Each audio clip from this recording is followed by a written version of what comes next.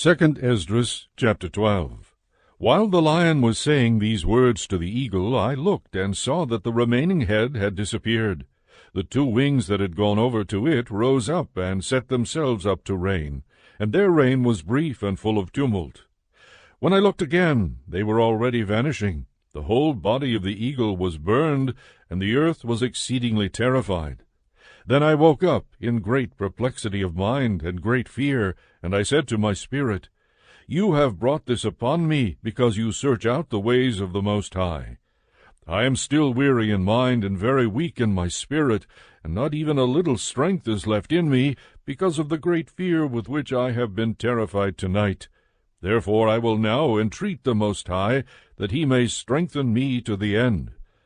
Then I said, O sovereign Lord, if I have found favor in your sight, and if I have been accounted righteous before you beyond many others, and if my prayer has indeed come up before your face, strengthen me, and show me, your servant, the interpretation and meaning of this terrifying vision, so that you may fully comfort my soul.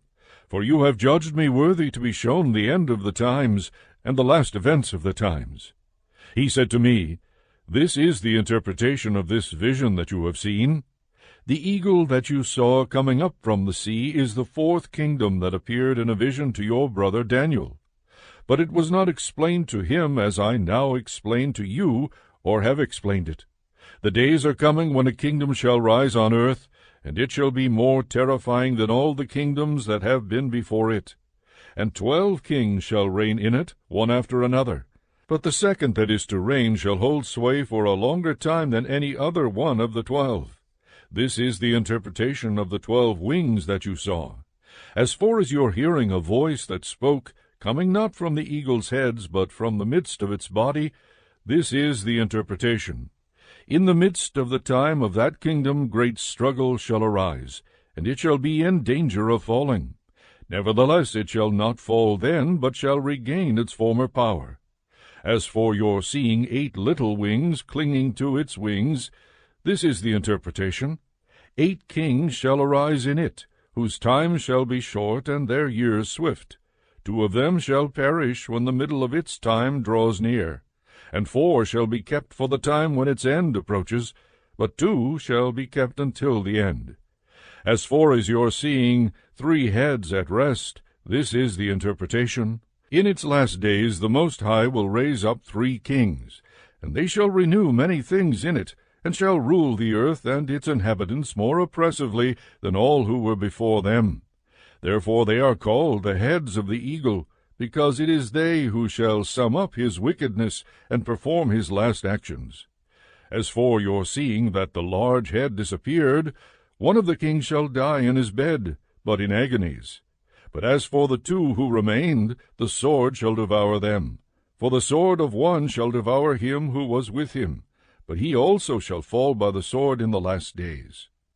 As for your seeing 2 little wings passing over to the head which was on the right side, this is the interpretation. It is these whom the Most High has kept for the eagle's end.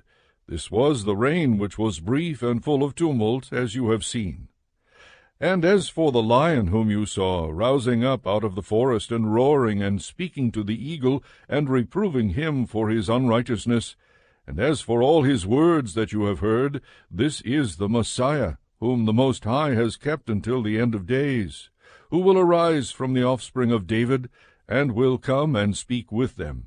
He will denounce them for their ungodliness and for their wickedness, and will display before them their contemptuous dealings.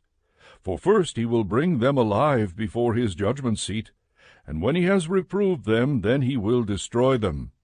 But in mercy he will set free the remnant of my people, those who have been saved throughout my borders, and he will make them joyful until the end comes, the day of judgment, of which I spoke to you at the beginning. This is the dream that you saw, and this is its interpretation. And you alone were worthy to learn this secret of the Most High. Therefore write all these things that you have seen in a book, put it in a hidden place, and you shall teach them to the wise among your people, whose hearts you know are able to comprehend and keep these secrets.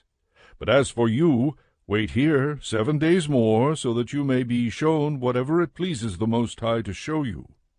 Then he left me. When all the people heard that the 7 days were past, and I had not returned to the city, they all gathered together, from the least to the greatest, and came to me and spoke to me, saying, How have we offended you, and what harm have we done you, that you have forsaken us and sit in this place?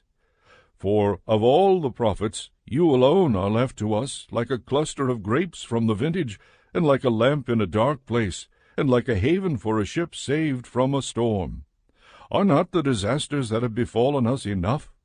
Therefore, if you forsake us, how much better it would have been for us if we also had been consumed in the burning of Zion. For we are no better than those who died there.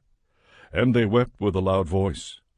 Then I answered them and said, Take courage, O Israel, and do not be sorrowful, O house of Jacob, for the Most High has you in remembrance, and the Mighty One has not forgotten you in your struggle. As for me, I have neither forsaken you nor withdrawn from you, but I have come to this place to pray on account of the desolation of Zion, and to seek mercy on account of the humiliation of our sanctuary. Now go to your homes, every one of you, and after these days I will come to you. So the people went into the city, as I told them to do. But I sat in the field 7 days, as the angel had commanded me, and I ate only of the flowers of the field, and my food was of plants during those days.